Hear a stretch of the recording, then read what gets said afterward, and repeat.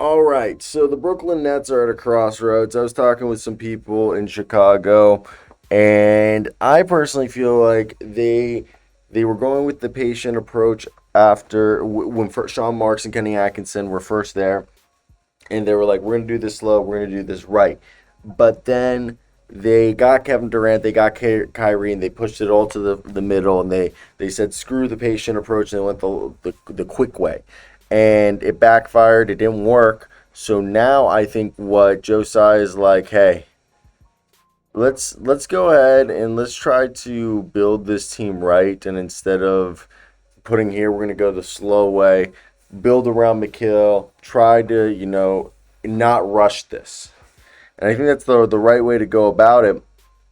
But my question is, what do you guys think about this team so far? I think they have the pieces and Noah Clowney, Mikal Bridges as the two pillars. They've got young guys, Cam Thomas, Jalen Wilson, Derek Whitehead, or is it Derek? But you get what I'm saying. So I think they have the pieces that you would want in place. I don't think there's fear for the team to like collapse. I think you're firmly entrenched right now, being like a play-in team at like as your ceiling. But there's avenues to easily improve that squad.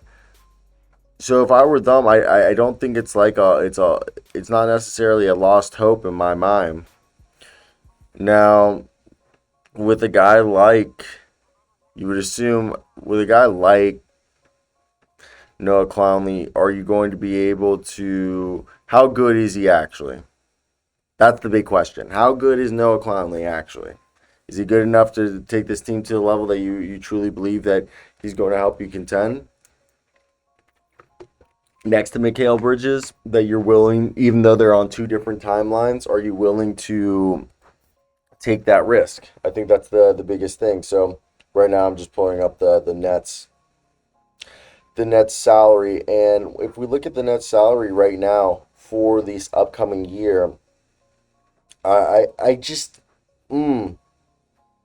they don't have much money committed in terms of bad contracts or that they put themselves in a juxtaposition. Ben Simmons could be used as a trade chip to go get somebody and either a sign and trade. Like they could go out and try to get Miles Bridges if they wanted, or they can go out and try to get like a Jeremy Grant if they really want to improve now.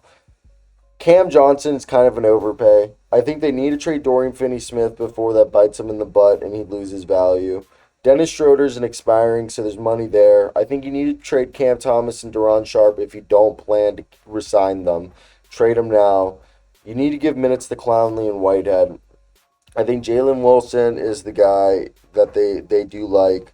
I think you keep Jalen Martin, but the rest of the team, you know, are you keeping Claxton? Dennis Smith and Lonnie Walker aren't coming back. I don't think they're keeping Jordan Goodwin. So you got to go out and you got to try to improve this team. And I just don't know specifically if there's a lot of avenues to improve the team in ways that you would necessarily want. But I don't know.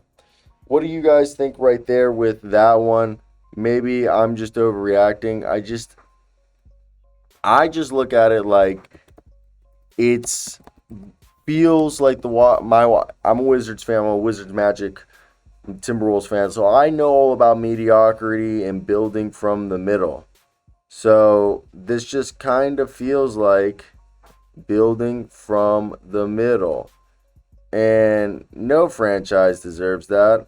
And we also heard earlier that the Nets, Lakers, and Hawks did discuss a DeJounte Murray trade, so maybe that's still in the works. I don't know, but we'll talk about that one in a bit. Let me hear your thoughts about that one.